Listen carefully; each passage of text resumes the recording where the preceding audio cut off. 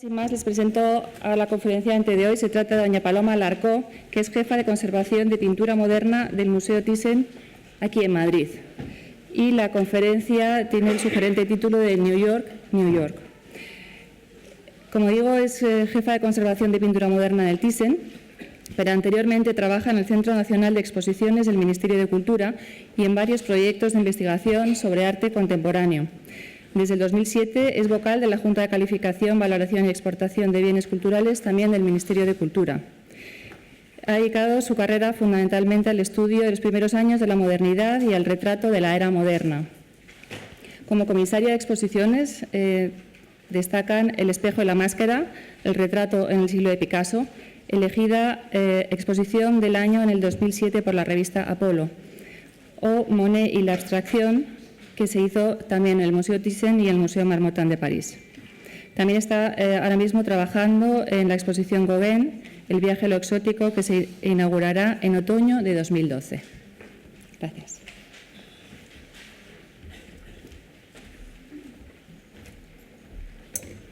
Bueno, hola, buenos días a todos y, bueno, en primer lugar, querría empezar agradeciendo la invitación de la Fundación Amigos del Museo del Prado y de la Universidad Complutense a participar en estas charlas dedicadas a uno de los temas que a mí más me han interesado y a los que más he dedicado mi carrera profesional, que son los museos. Como ha dicho Nuria de Miguel en la presentación, toda mi carrera profesional la he dedicado a eso y cuando me llamó el profesor Francisco Calvo Serrayer para invitarme a este ciclo, no dudé en aceptar este magnífico reto hablando de un capítulo que para mí ha sido esencial, que han sido los museos americanos, en especial los museos de Nueva York. Yo personalmente he aprendido todo lo que he podido aprender gracias al modelo y al espíritu activo y tan profesional de los museos americanos. Y bueno, quiero compartir un poco este amor por los museos americanos con todos ustedes esta mañana. Nueva York es la capital de todo. A lo largo del siglo XIX, Nueva York se consolidó como la capital de Norteamérica, por delante incluso de Boston y Filadelfia. Desde entonces, Nueva York es la capital del comercio, es la capital financiera y años después, ya a mediados del siglo pasado, se convirtió en la capital del mundo del arte, arrebatándole este puesto a París, cuyo liderazgo nadie había cuestionado hasta ese momento. New York, New York. ¿Por qué he elegido este título para esta charla?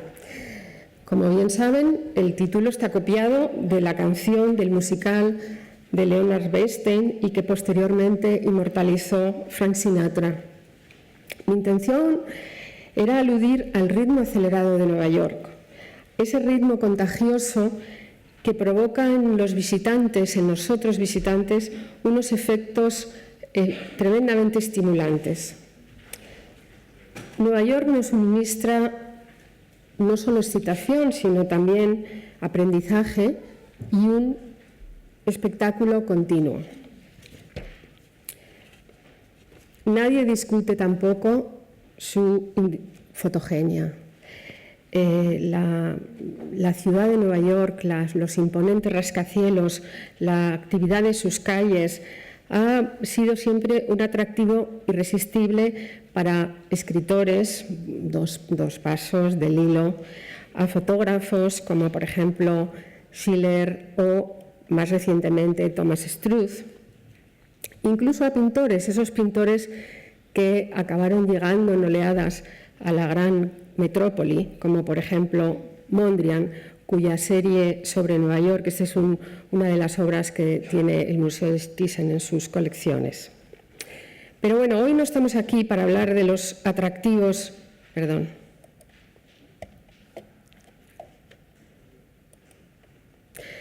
Hoy no estamos aquí para hablar de los atractivos de esta gran ciudad, sino para hacer juntos un tour por sus museos.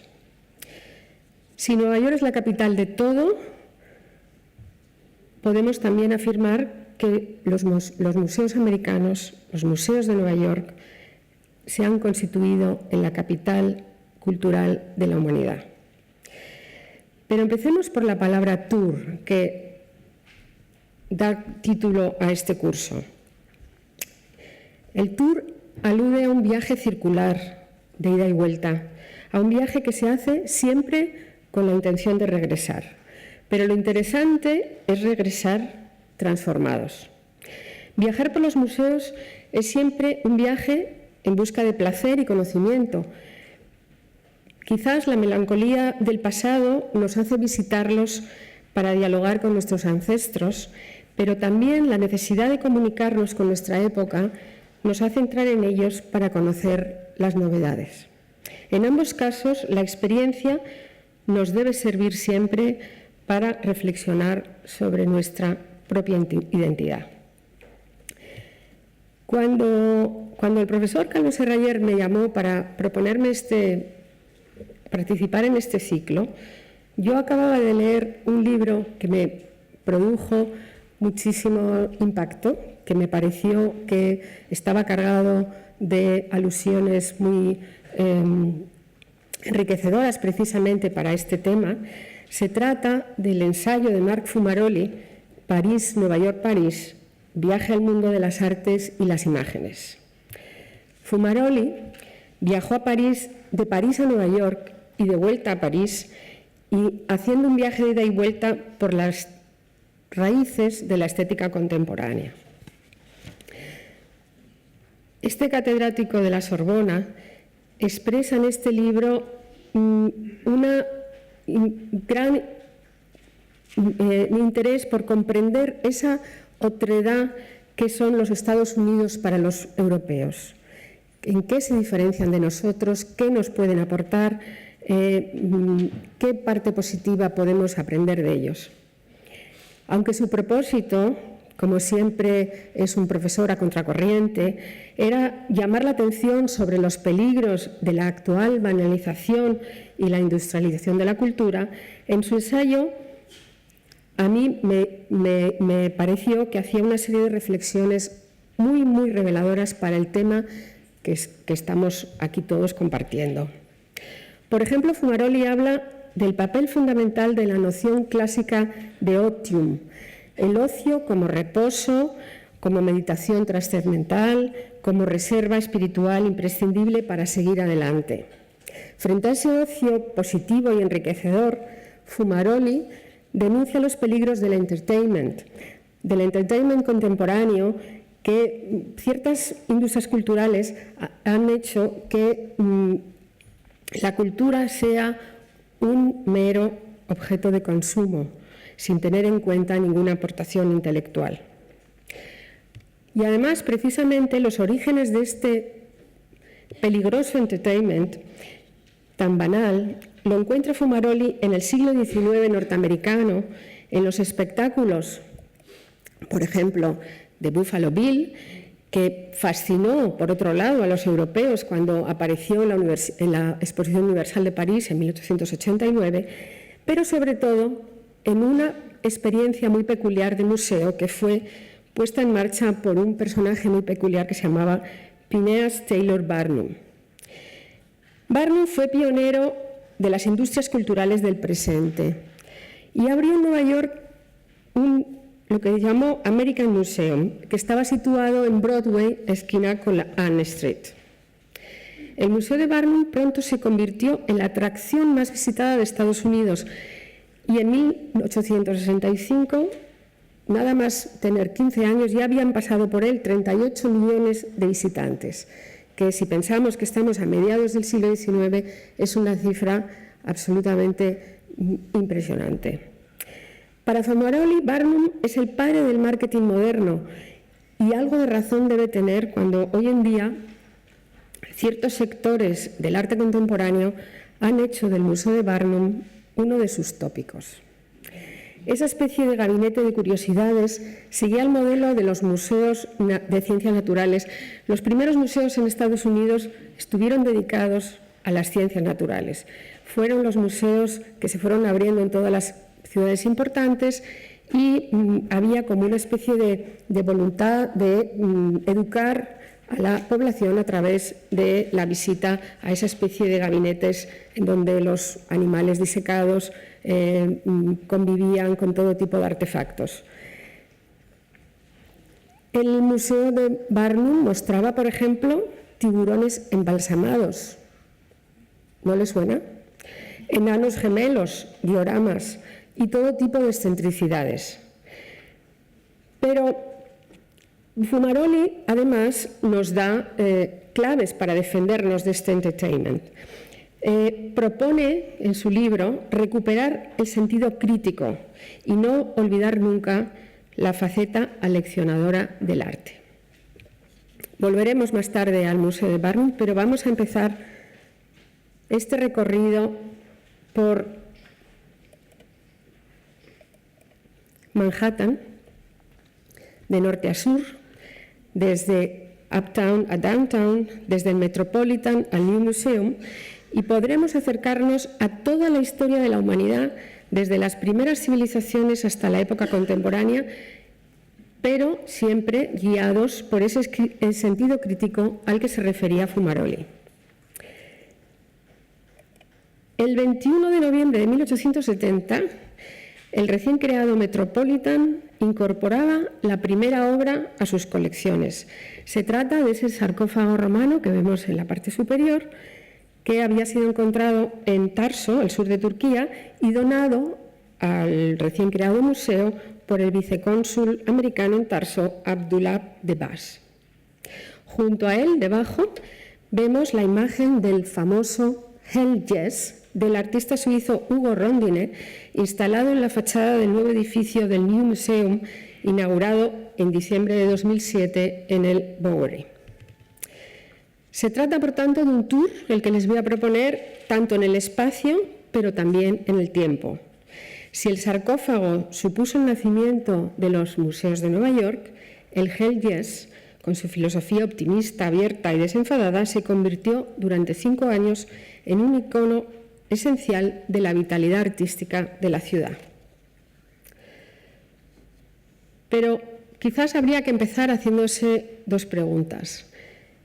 ¿Qué ofrecen, qué novedades, qué aportan, que no aportan los museos europeos a sus visitantes, los museos de Nueva York?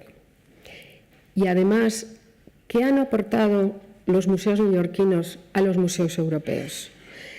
Porque desde sus orígenes, en la segunda mitad del siglo XIX, el planteamiento de los museos americanos es radicalmente diferente al de los europeos. Lo primero que les distingue claramente es que no viven del crédito del pasado. La nueva nación carece de historia. Y en cambio los museos europeos nacen del patronazgo real como grandes proyectos nacionales, con la intención de preservar la historia, el patrimonio y construir, siempre está presente, una identidad nacional. Los museos de Nueva York, como la mayoría de los museos americanos, además, surgieron de la iniciativa privada, del patronazgo de los grandes filántropos que aparecieron tras la independencia con la intención de educar a la sociedad.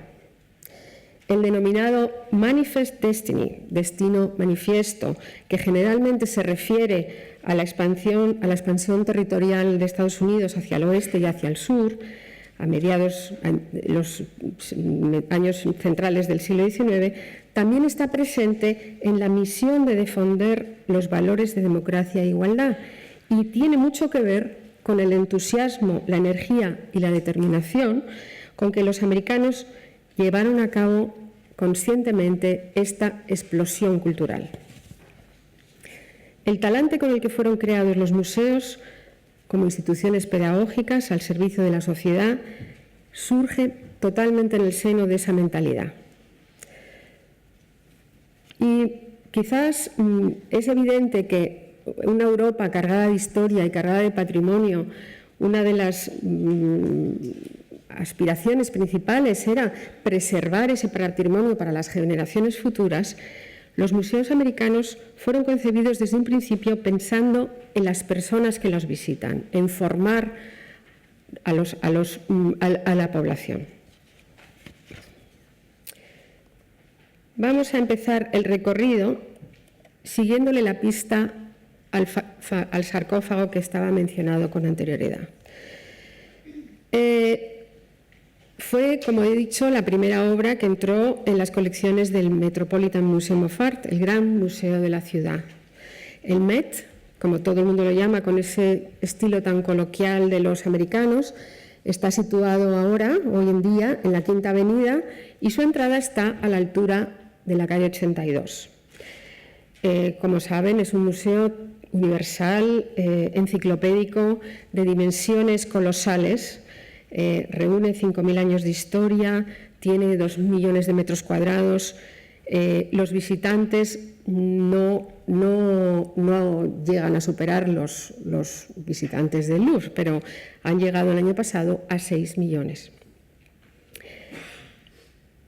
Además de ello, la colección tiene inventariados 2 millones de piezas en 17 departamentos y siempre el visitante que accede a su sala se va a encontrar una selección de cada uno de ellos. Es verdad que puede que muchos museos del mundo, sobre todo europeos, sobrepasen al Metropolitan en algunos de los capítulos de su colección, pero ninguno le supera en su espíritu universal. Pero ¿cómo llegó a convertirse en esto? ¿Cómo pudo surgir un semejante mausoleo de proporciones colosales de la nada? Curiosamente, la idea de crear este gran museo no surgió en Nueva York, sino en París. En 1866, unos cuantos filántropos neoyorquinos convocados en un restaurante del Bois de Boulogne por el jurista John Jay, con la intención de celebrar todos juntos el 4 de julio, se propusieron terminar con las carencias que tenían los museos. La carencia de museos, no existía nada más que el Wordsworth Atheneum, que fue el primer museo que se creó en Estados Unidos en 1842 en Hartford, Connecticut. Y, como digo, se propusieron poner en marcha el Gran Louvre americano. En el primer grupo de gestores de esta idea se encuentran pintores como el famoso pintor de la Escuela del Río Hudson, que era lo que triunfaba en aquellos momentos, Frederick Church, de quien tenemos varios ejemplos en el Museo Thyssen. Como saben, el Thyssen es uno de los pocos museos europeos que tiene una buenísima representación de la pintura americana del siglo XIX, pero también estaban escritores como William Cullen Bryant o juristas como el John Jay que he mencionado, que juntos convocaron a los principales millonarios de la ciudad. En este famoso cuadro de Durand, Kindred Spirits, que fue pintado unos pocos años antes de esta reunión, vemos a Bryant junto a su amigo Thomas Cole, que era contemplando el paisaje, que era el gran motivo del arte americano en aquellos momentos. El nuevo museo fue creado, como he dicho, por el apoyo económico de los grandes magnates del creciente capitalismo americano, quienes poco a poco, haciendo su personal Grand Tour por Europa, habían ido culturizándose, refinándose y se habían ido convirtiendo en grandes coleccionistas de arte. Es importante empezar diciendo cómo todos estos proyectos y todos estos museos que vamos a visitar han surgido de la iniciativa privada. Esa cultura que tienen los millonarios americanos de que sus fortunas nunca deben ir a sus hijos, sino a la sociedad, que es la que les ha permitido crearlas. Por ejemplo, Bill Gates también se sabe que toda su fortuna no va a ir a sus hijos. Es una costumbre que en Europa puede resultar extraña, pero ha calado bien hondo en la sociedad americana. Entre los millonarios que crearon este nuevo museo, todos conocidísimos por todos ustedes, JP Morgan, John D. Rockefeller Jr., los Hofmeier, los hermanos Lehman, los Allenberg, son grandes nombres de la historia americana. Todos ellos habían perdido, gracias a ese refinamiento y a ese coleccionismo y a ese poderío económico, habían perdido algo que tuvieron los americanos en su interior durante un tiempo, que fue un sentimiento de inferioridad con respecto al viejo continente. Es el fin de lo que Edith Barton denominó la edad de la inocencia. El museo, en cambio, el Metropolitan, nace en ese contexto de ya seguridad y de necesidad de autoafirmación. Es el momento de la denominada Gilded Age, la Edad Dorada, que acuñó Mark Twain y Charles Dudley Warner en la novela La Edad Dorada de 1873, que es la era de crecimiento imparable que se desarrolló en los Estados Unidos en la segunda mitad del XIX. En esos años, además del Metropolitan, se crearon pocos museos más. El Museo Corcoran, el banquero Corcoran en Washington en 1870 y el Museo de Boston en 1876. El museo abrió sus puertas en un pequeño, modesto edificio que hoy ha desaparecido en la calle 54, con varias pinturas europeas de Frans Hals, Van Dyck, Poussin, pero sobre todo se enriqueció con la colección de arqueología que había traído a Estados Unidos el primer director del museo, Luigi Palma di Cesnola. 10 años después, en 1880, ese grupo de pioneros, de creadores del museo, decidieron implicar a la ciudad de Nueva York. Y el ayuntamiento cedió una gran parcela de 700 acres en mitad del centro. Bueno, esta es una imagen de la inauguración para ver un poco cómo era ese primer edificio con una ilustración de un periódico el día de su inauguración. Como decía, el primer edificio que nos lleva al edificio actual es este mausoleo de estilo neogótico del que todavía podemos ver algunos restos en la Lehman Wing, ven al fondo las arquerías, en el centro, casi en mitad del Central Park. Central Park fue otro de los grandes proyectos de este periodo, que además fue configurando la identidad de Manhattan. Curiosamente, este parque no quiso, como el Metropolitan, imitar los parques europeos, sino que lo que pretendió fue llevar el paisaje salvaje del río Hudson a la ciudad.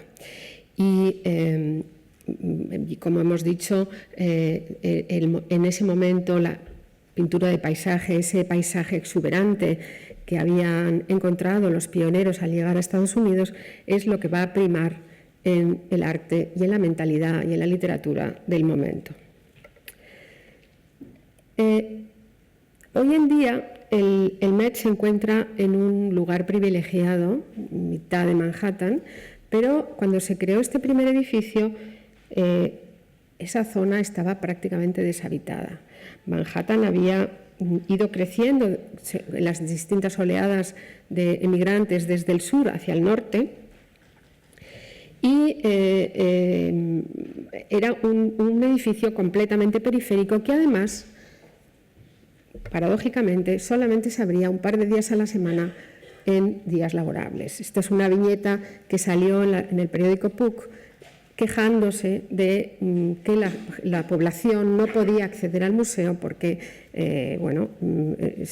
les coincidía, llegaban los fines de semana a su paseo por Central Park y se lo encontraban cerrado.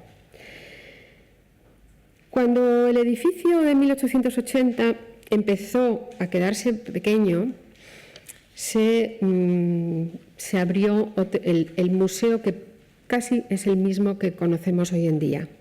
Aquí se ve muy bien el edificio antiguo en la trasera y el edificio nuevo en la parte delantera, que es parte del edificio que conocemos hoy. El aspecto en ese momento pues estaba dedicado a todas esas familias que no solamente habían dado el soporte económico al proyecto, sino que habían donado sus colecciones para que las pudiera disfrutar el público, la colección Mancart, la colección Moore, la colección Morgan de arte gótico, y incluso alguno de ellos se había traído palacios enteros desde Europa y cedía algunas de las estancias de ese palacio completas, y el museo desde el principio le prestó mucha importancia a lo que denominan period rooms, que son estancias de época en las que se reproduce exactamente como estaban en el contexto anterior. El Metropolitan que hoy conocemos, hay que reconocer que intimida. Aunque el plan museográfico sigue un criterio relativamente clásico de los museos europeos de ordenación geográfica y ordenación cronológica, y con un poco de esfuerzo, estudiando un poco el plano, podemos tener una relativa orientación, lo cierto es que el Met es completamente inabarcable. Desde un primer momento hay que decidir cuál va a ser nuestra ruta, cuál va a ser nuestras preferencias, preparar un poco qué es lo que queremos ver. Exige, por tanto, un esfuerzo inicial, una elección inicial. Vamos a buscar el sarcófago. Bueno, este es el hall central que todos conocen, en donde, como se hablaba ayer de los espacios de acogida que han ido introduciendo los museos europeos en los últimos años, el Metropolitan ya nació con un gran hall de acogida en 1902. Vamos a ver, como digo, dónde está este sarcófago, que fue la primera pieza que entró en el museo. Giramos a la izquierda y nos encontramos con las grandes salas de arte griego y romano, que son uno de los grandes atractivos de este museo. Ahí le tenemos, al fondo de la imagen, siempre acompañado de todo tipo de una colección impresionante de originales griegos, copias romanas y todo tipo de tamaños, las ánforas griegas. Podemos encontrarlo todo. O sea, aunque fuera solamente un museo, las salas de arte clásico ya sería también inabarcable. En estas salas, aquí en el centro de esta imagen, está quizás una de mis preferidas, que es esta estatua de mármol que representa a Irene, la personificación de la paz, que es una copia romana de un original griego. Y esta, al intentar explicar cuáles eran mis preferencias, esta figura me hizo recordar algo que va a servirnos para sintetizar en un ratito mínimo qué nos aportan las colecciones del Metropolitan. Se trata de un collage que realizó Robert Rauschenberg en 1970 con motivo del centenario del museo.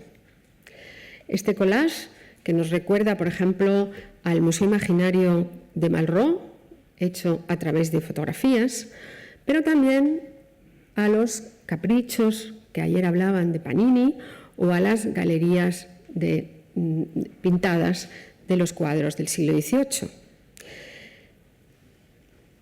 El encargo le vino a Rauschenberg de uno de los principales directores que tuvo el Metropolitan y del que hablaremos más tarde, que se llamaba Thomas Hobbin. como todos ustedes saben, la intencionalidad de Rauschenberg al introducir imágenes fotográficas escondía siempre una cierta ironía, una manera de presentar las obras de arte reproducidas mecánicamente, pero también sabía Rauschenberg, que como nos habían enseñado a nosotros y a él los cubistas, que el collage es el mejor modo de representar el universo en una obra. Identificando las distintas imágenes de este collage, podemos ir viendo, pasamos de las salas de arte clásico al otro lado, de la planta baja a través de este relieve de Mesopotamia a las salas de arte asirio, imponentes, donde grandes palacios como este de Asurbanipal se fueron llevando a Estados Unidos por los arqueólogos del principio del siglo XX. También, subiendo la gran escalera, podemos visitar las increíbles salas de pintura europea, con este Gerard David o con este Vermeer, que es uno de los 5 Vermeer que pertenecen al Metropolitan. Aquí me gustaría avisarles de algo que creo que es importante al visitar un museo americano. Normalmente, cuando visitamos museos en Europa y en otros lugares del mundo, lo que hacemos es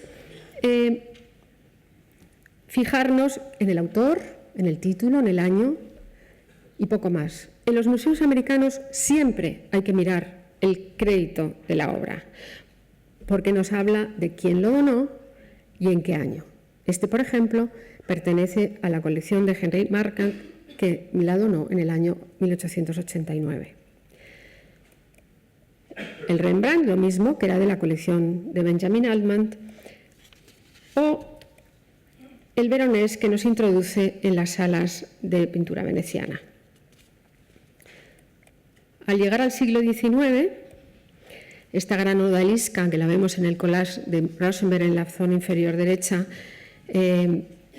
entramos en las salas del siglo XIX que han sido recientemente restauradas. Aquí tenemos varias visiones. Y con el retrato de Gertrude Stein entramos en las salas de arte moderno que fueron incorporadas al museo a mediados del siglo pasado.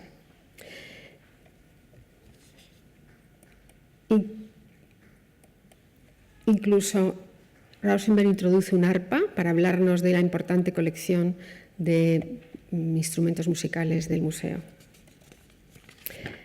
Pero además, en el collage de Rauschenberg hay una alusión a otro capítulo esencial del Metropolitan, que son los cloisters, esa especie de monasterio que está en el norte. Es bastante complicado de llegar y es algo que la gente no suele hacer y merece la pena, al norte de la isla de Manhattan. Este tríptico de Campan, o allí nos encontramos bastantes frescos provenientes de iglesias españolas como San Pedro de Arlanza o San Baudelio de Berlanga. El tapiz del unicornio también se encuentra ahí, en las salas de los tapices del unicornio, y es un recorrido sintético, pero da una imagen de cómo el Metropolitan abarca todos los aspectos de la historia de la humanidad. Thomas Hobbes, hemos hablado de él antes. Es importante hablar de Thomas Hobbes porque fue el que transformó el modo de dirigir los museos americanos, que además ha sido copiado por todos los museos del resto del mundo. Se podría decir que Hobbes puso el Metropolitan en el mapa. Su propósito fue modernizar y popularizar el Metropolitan más allá de las fronteras de Nueva York. Y preparó el museo para acoger a las masas. Primero cambió, él se implicaba mucho en la manera de presentar las colecciones, hizo grandes exposiciones temáticas internacionales, pero empezó a hacer algo que ahora suena muy normal, hacer grandes inauguraciones sociales, hacer ruedas de prensa, involucrar a los medios, y empezó a abrir las tiendas y a crear merchandising de los productos del museo.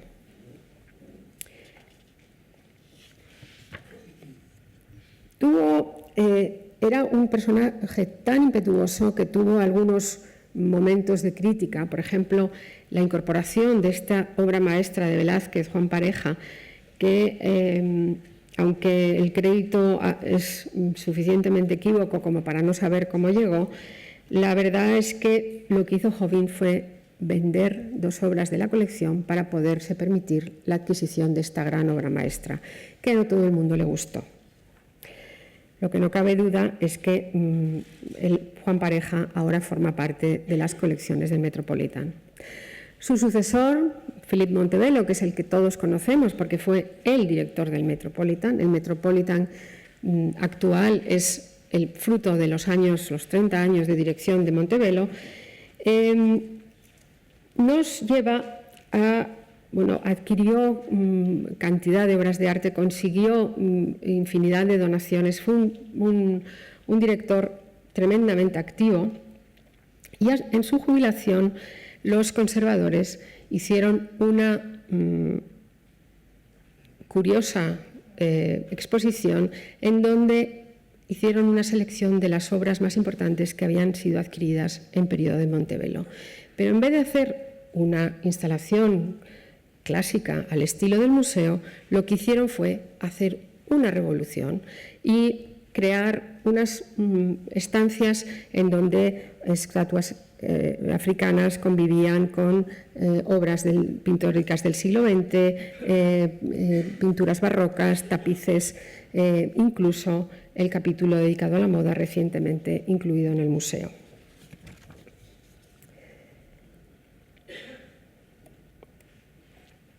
El nuevo director,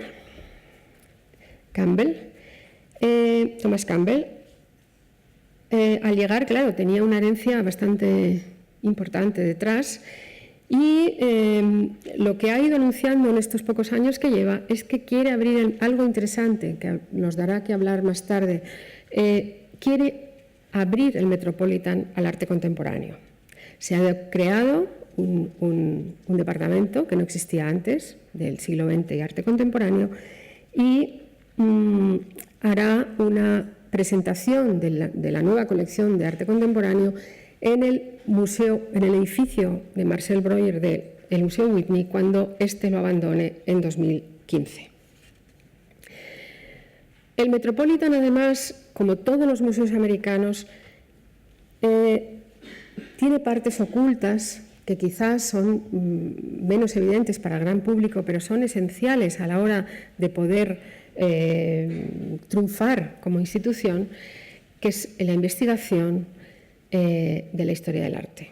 La gran biblioteca, los talleres de restauración, el trabajo de un equipo de 17 departamentos de conservación les han permitido, pues, por ejemplo, hacer atribuciones hasta entonces desconocidas. Recientemente han descubierto un Velázquez que son punto de referencia para todos los profesionales de los museos del mundo. Como digo, la colección del siglo XX del Metropolitan irá al Whitney. El Whitney, este museo que no está en la Quinta Avenida, nos tenemos que desplazar hasta Madison, fue creado por otra persona vinculada a las grandes fortunas americanas, Gertrude Vanderbilt Whitney. Ella era escultora, incluso con una cierta fama, expuso en el Armory Show de 1913, pero por lo que pasó a la historia fue aquí la tenemos, por haber puesto en marcha este museo, que difiere bastante del Metropolitan, porque su intención es promover y exponer el arte americano, moderno y contemporáneo.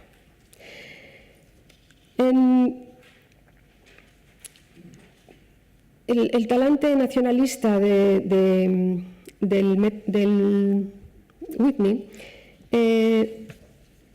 le lleva, una vez que se ha muerto su primera patrona, Mrs. Whitney, a recibir donaciones, por ejemplo, toda la donación Hopper, que se murió sin herederos, ha ido a parar al Museo Whitney, o, por ejemplo, el magnífico circo de Calder, que se expone ahí en las salas del museo. Cualquier persona interesada en la producción artística estadounidense tiene que pasar por el Whitney. El Whitney, además de exponer los ejemplos de la historia del arte americano del siglo XX y XXI, celebra una bienal cada 2 años para descubrir talentos emergentes. Es una de sus funciones. Como digo, el Whitney está en proceso, como todos los museos prácticamente del mundo, en hacer un nuevo edificio en el Highland Park, en el Meatpacking District, que se inaugurará en el 2015. Y el Museo de Breuer será ocupado por la parte del siglo XX del Metropolitan. Pero volvamos a la Quinta Avenida, y quizás el museo, para mí, central, para mi labor profesional, ha sido el Museum of Modern Art.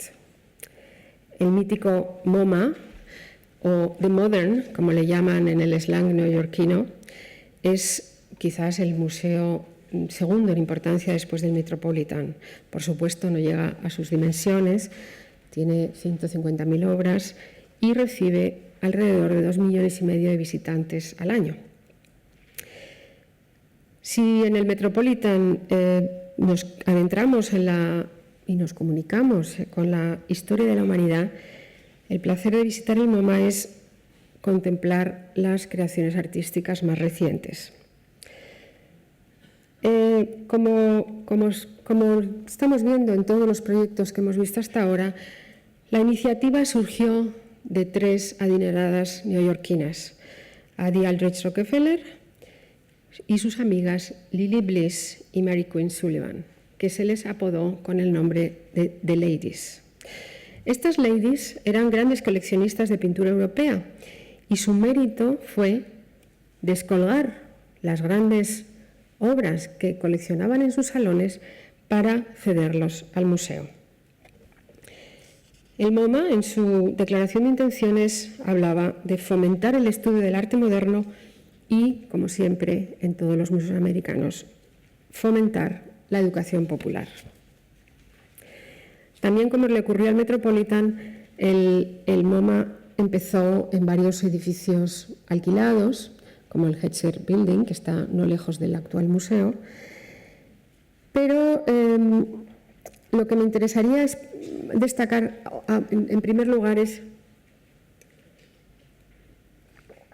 que si el Museo Metropolitan, al crearse, copió los modelos, por ejemplo, del Louvre, el MoMA fue el primer museo de arte moderno del mundo. El Museo de Arte Moderno de París se creó en 1937, que fue el segundo, y el Moderno Museo de Estocolmo en 1958. El primer edificio construido, del que todavía se contemplan algunas partes, fue construido por el arquitecto Philip Goodwin en estilo internacional y se inauguró en 1939. Fue tan importante su inauguración que el propio presidente Franklin Roosevelt asistió al evento. Más tarde se le incorporó el que conocemos como Addie Aldrich Rockefeller Sculpture Garden, en honor a una de las ladies promotoras del proyecto, que se le encargó al famoso americano Philip Johnson. Más tarde se hizo una gran torre por el arquitecto Cesar Pelli, y la última de las renovaciones, que es la que podemos ver ahora cuando visitamos el MoMA, la llevó a cabo el arquitecto japonés Yoshio Taniguchi y que se inauguró en el año 2004. El edificio Taniguchi, como podemos ver, es un edificio abierto, lleno de pasarelas, que deja contemplar desde las alturas las salas que están, aquí vemos el famoso Broken Obelisk de Barnett Newman, que todo el conjunto abierto con numerosas ventanas ofrece una gran luminosidad y apertura para facilitar una vez más la circulación de los visitantes. Pero ¿qué le ofrece al visitante el MoMA?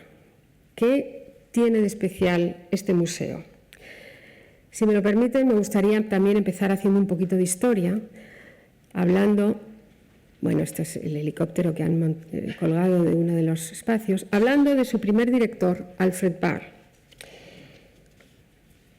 Es curioso cómo Alfred Barr, que era un personaje amante de los dibujos y los diagramas, planteó la apertura del museo como un torpedo, un proyectil lanzado en la línea de flotación del Metropolitan. Barr, frente al Metropolitan, que estaba anclado en el pasado, quería utilizar el torpedo como metáfora de cómo avanzaba el arte hacia el futuro. En la cola, el torpedo tenía a los padres de la modernidad y en la cabeza se iba ampliando permanentemente en el tiempo según iban desarrollándose los diferentes avances artísticos. Mientras que el Metropolitan, como hemos visto, quiso abarcar todas las creaciones de la historia de la humanidad, quizás para salvar ese gran vacío, esa dolorosa carencia que tenían los americanos, esa ausencia de historia. El The Modern lo que pretendía era arriesgarse hacia el futuro y muy pronto se convirtió en la gran batuta. Barr, con su proyecto, fue la batuta del modo de contar el arte del presente y del futuro. La exposición inaugural, la foto no es muy buena, Barr dejó claro cuáles eran para él los padres de la modernidad: Cézanne, Gauguin, Van Gogh, Seurat. Pero el MoMA intentaba atraer al mayor número posible de público y, como una de las metas principales de Barr fue enseñar a los americanos y a los visitantes a comprender el arte moderno. Sus instalaciones famosas con todo tipo de referencias, cuadros, se han hecho ya mitos. Esta función pedagógica hacia los visitantes estaba acompañada de una nueva misión del museo, que hasta entonces ningún museo había tenido entre sus metas: la de propiciar la creación de lo nuevo y la de descubrir nuevos talentos.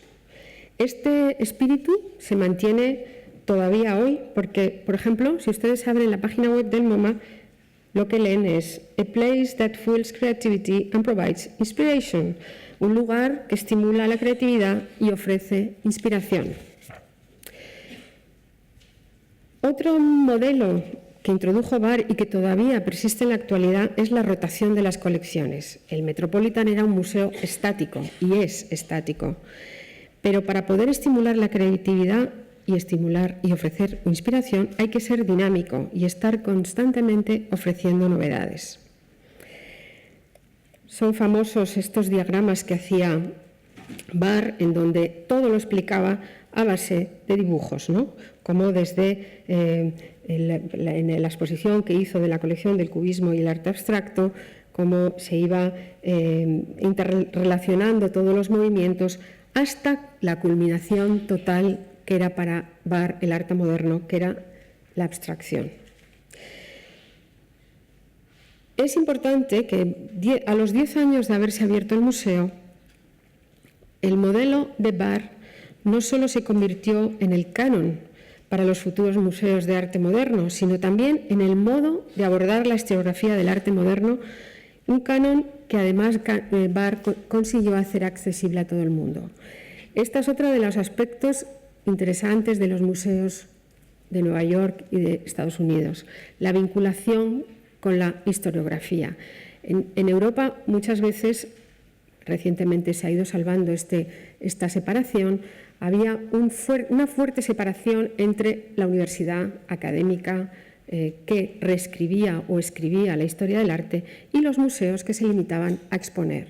Con Barr, estas dos vertientes se juntaron y es el modo de entender la historia del arte de los museos de la actualidad. Por otro lado, cualquier artista que expusiera en sus salas se quedaba canonizado para siempre. Por ejemplo, la exposición de Picasso, ¿no? Que se llamaba Picasso 40 Years of His Art, fue, digamos, la canonización final y definitiva de Picasso.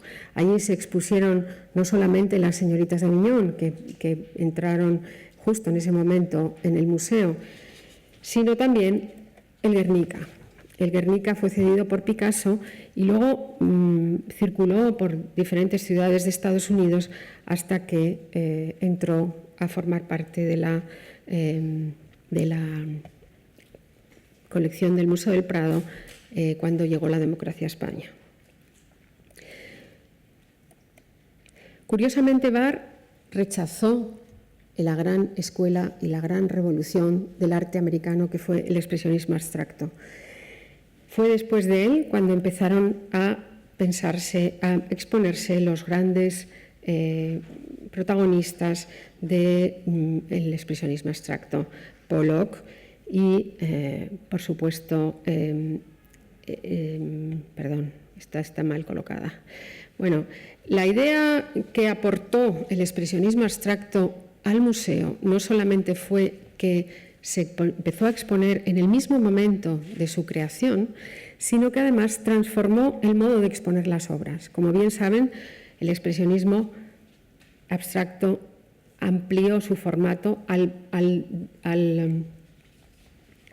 tener que combatir con esa perspectiva que había dominado en la historia del arte hasta entonces. La pintura de los expresionistas abstractos ganan espacio en el muro, se hacen inmensos en amplitud y el museo tiene que ampliar sus salas. Además, todo esto propició el que la ideología formalista de esa historiografía artística propiciada por Barr, pero también difundida al resto del mundo por el gran crítico Clement Greenberg, marcó un nuevo modo de exponer las obras en los museos. Las obras aisladas dentro de un cubo neutro que no interrumpiera para nada la contemplación, porque lo que primaba era el diálogo directo del espectador con el cuadro. Así llegamos a finales del siglo pasado, cuando los planteamientos historiográficos y museográficos del MoMA empiezan a ser cuestionados. Hasta entonces habían sido, como he dicho, el modelo inspirador de grandes proyectos del resto del mundo.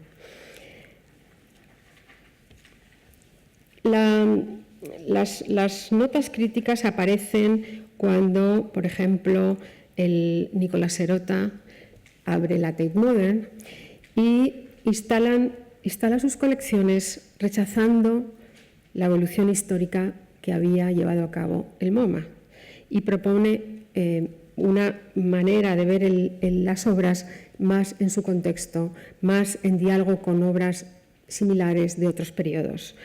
Este nuevo modo de exponer el arte moderno estimula nuevas miradas, pero también produce una mayor dificultad. El talante didáctico de Barr había sido sustituido por un esfuerzo suplementario que tenía que hacer el espectador. Pero el MoMA, aquí tenemos varias salas el MoMA se supo adaptar a los tiempos y también quiso hacer su propio experimento. Y antes de cerrar para hacer la gran última ampliación, hizo una serie de exposiciones en donde las colecciones dejaban de seguir el diagrama de Barr y hacían una gran explosión posmoderna. Todos los movimientos estaban representados en una especie de simultaneidad temporal. El visitante podía elegir sus parejas. Por ejemplo, el famoso bañista de Cézanne que habíamos visto en el salón de una de las ladies y que había estado siempre en los comienzos del torpedo de Barr, aquí aparece colgado en esta exposición con una fotografía de René Discra de 1993. Por cierto, ayer cuando el director del museo puso hice la comparación de la fotografía me recordó mucho a lo que se hizo en el MoMA con Cézanne y este fotógrafo. Estas son varias imágenes de la Modern Start. Pero vayamos al MoMA actual. John Elderfield, el jefe de colecciones, cuando se abrió esta nueva ampliación, volvió un poco a los diagramas de Barr, mucho más que a la disidencia de la Tate. Elderfield decía: la nueva instalación no es estrictamente cronológica, pero es histórica. Volvemos a encontrarnos al empezar, que por cierto se empieza por la quinta planta y no por la primera, el bañista de Cézanne. Allí seguimos la secuencia desde Van Gogh, Gauguin, Rousseau, Munch, a, de nuevo, las señoritas de Avignon, que nos van abriendo camino a todos los movimientos del siglo XX.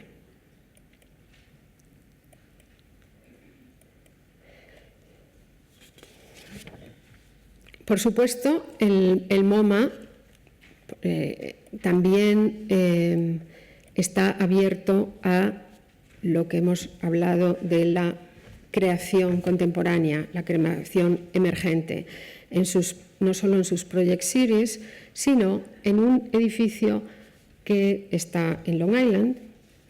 El Metropolitan tenía The Cloisters, el MoMA tiene el PS1. Allí es donde podemos ver las instalaciones y las actividades más rompedoras del momento. Pero también el MoMA, como pasaba con el Metropolitan, tiene una labor ejemplar de investigación. Su biblioteca, sus archivos son un punto obligado de cualquier persona interesada en el estudio del arte moderno y contemporáneo. Y también, como muchos de los museos del Nuevo Mundo, es un importante centro de debate. Hay cantidad de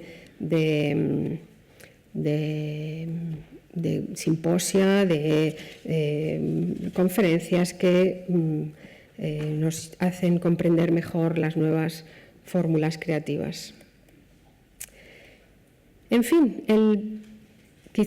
para cerrar ese triángulo de grandes museos hay que hablar del Guggenheim, la gran obra maestra de Frank Lloyd Wright.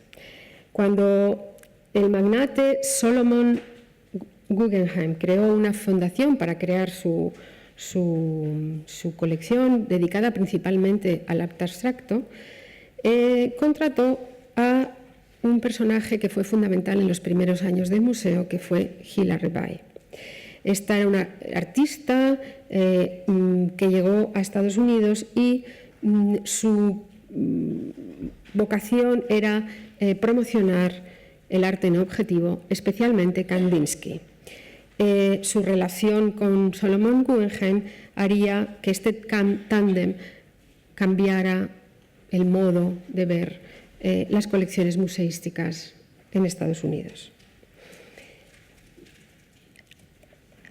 Aquí vemos a la propia Rebay con Wright y con Solomon Guggenheim viendo la maqueta del nuevo museo. Aquí todavía en los primeros años. Y es curioso que si el MoMA de Barr quiso torpedear el monopolio del Metropolitan, el Guggenheim de Wright quiso romper con el modelo de museo de columnas y frontón. yo, hasta cierto punto, siempre he pensado que Wright, esa genialidad de Wright, en el fondo escondía una cierta ironía, porque lo que es cierto es que el Guggenheim, a pesar de su radicalidad, emula en cierto modo el Panteón de Roma. Es curioso que, al margen de que el Guggenheim tiene poquísimas paredes rectas, ese cubo que había promocionado el MoMA aquí se convierte en una elipse continua que crea dificultades serias a los profesionales del museo a la hora de instalar sus colecciones y sus exposiciones. Y lo cierto es que el Guggenheim, sobre todo el Guggenheim actual, disiente del modo de presentar las colecciones de los otros museos. En el Guggenheim no hay departamentos, no hay especialidades y su colección permanente se expone de una manera bastante escasa. Normalmente todo el espacio central se dedica a los grandes proyectos expositivos. Thomas Krenz, uno de sus últimos directores, decía: considero que la noción de enciclopedia solamente tiene sentido en un mundo que no es móvil. Yo, en cambio, he querido crear una enciclopedia de grandes colecciones de obras de los artistas en las que se pueda ver un continuum de su evolución. Así, por ejemplo, el Guggenheim, aparte de que es tan fotogénico como lo es el propio Nueva York, ha hecho proyectos francamente atractivos para el visitante, a base de instalaciones espectaculares, no solo de arte, sino también, por ejemplo, fue famosa la dedicación a la motocicleta, ¿no?, a la historia de la motocicleta. En fin, yo creo que a estas alturas seguro que más de uno se está quedando con las ganas de poder visitar una de esas grandes mansiones cargadas de tesoros y propiedad de los grandes magnates que patrocinaron todos estos proyectos culturales de la ciudad. Para ello hay que ir a la Frick Collection.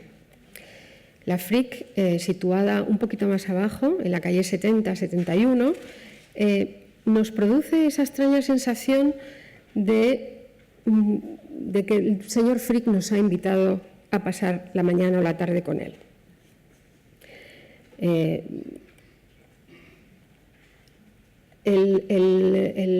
El señor Frick, que amasó una fortuna en la industria del carbón, comenzó a comprar obras desde muy joven. Fue un gran coleccionista y compraba también colecciones completas. Por ejemplo, compró una gran parte de la colección Morgan.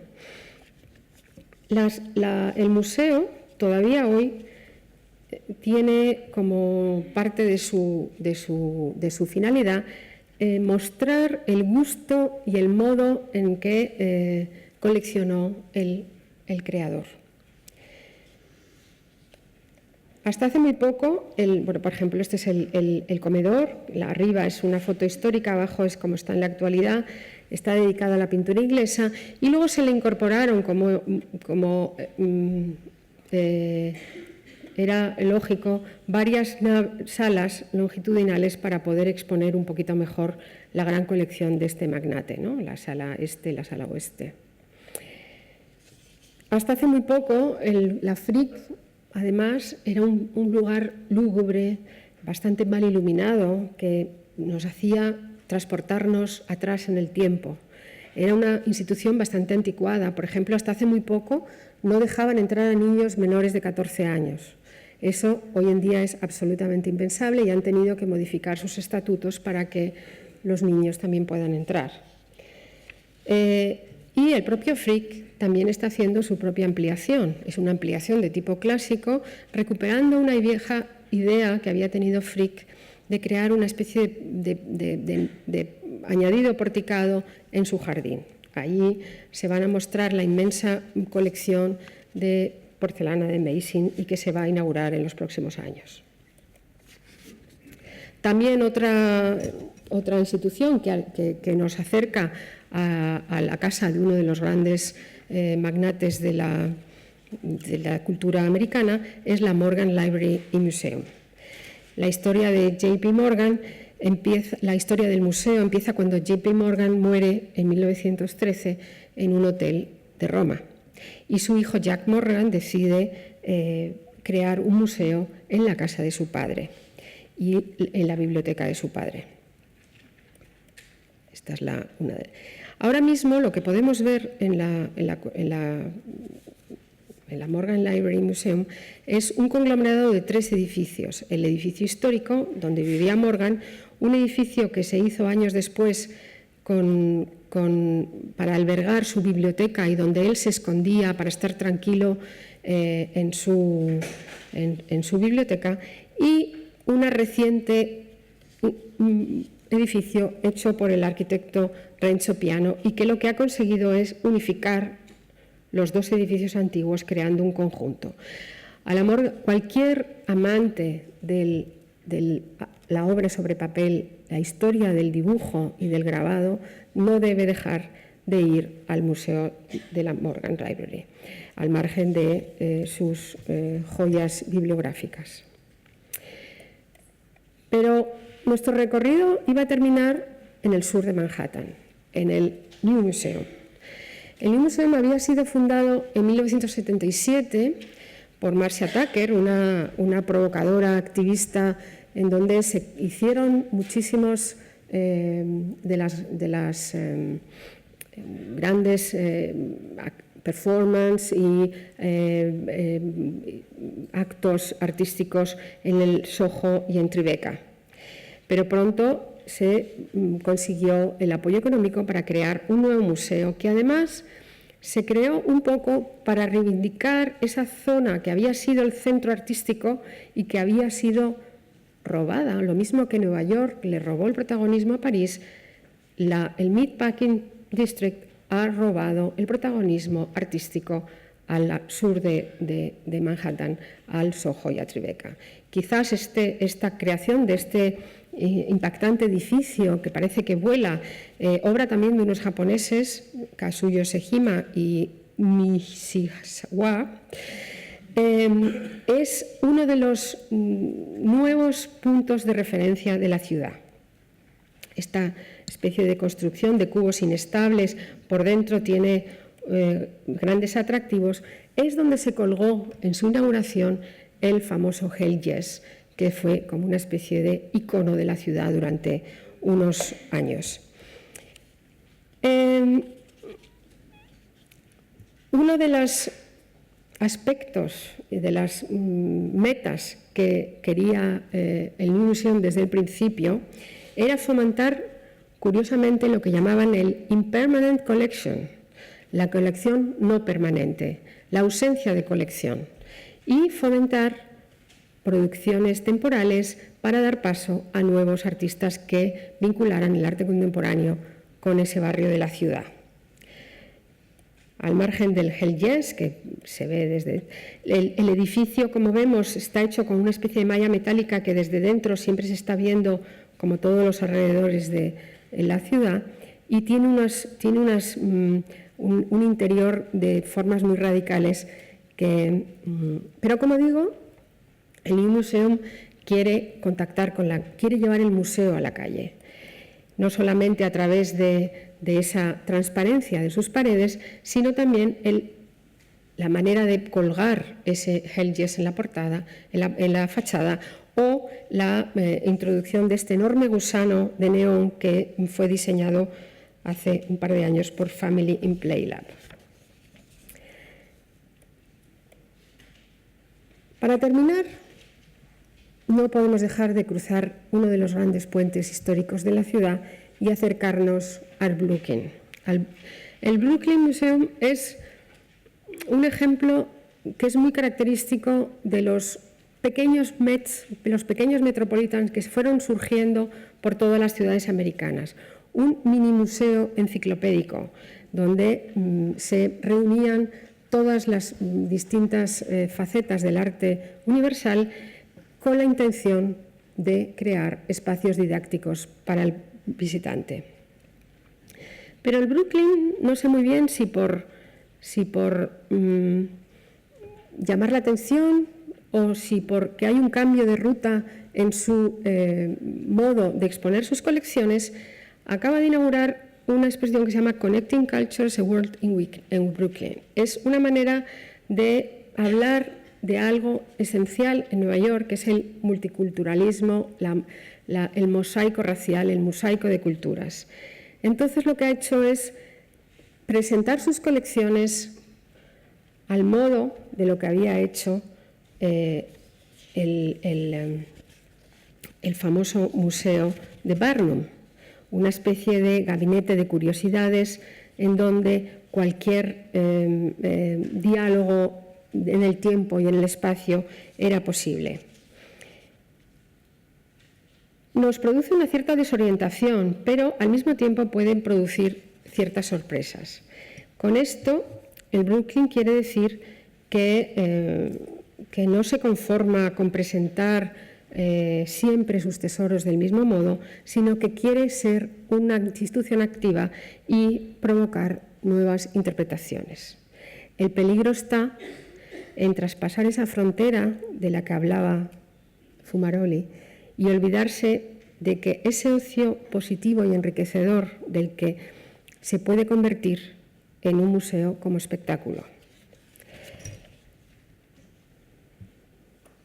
A pesar de la inmensa y creciente importancia que van adoptando ciudades como Londres o Berlín con sus museos, yo estoy segura que Nueva York no abandonará su posición de vanguardia. Mientras que el nuevo Met aspira, como hemos dicho, a conectarse con el presente creando un departamento de arte contemporáneo, el MoMA cada vez tiene más lejos la cola del torpedo que había dibujado Barr. Con esto quiero decir que sus instituciones están en permanente transformación, se están transformando día a día a un ritmo frenético, ese ritmo que le impone la propia ciudad de Nueva York. Nueva York sin duda es la ciudad eterna, pero también es una ciudad cambiante. Y por eso, como decía Jean Cocteau, hay que ir periódicamente a Nueva York para que te lean la mano. Muchas gracias.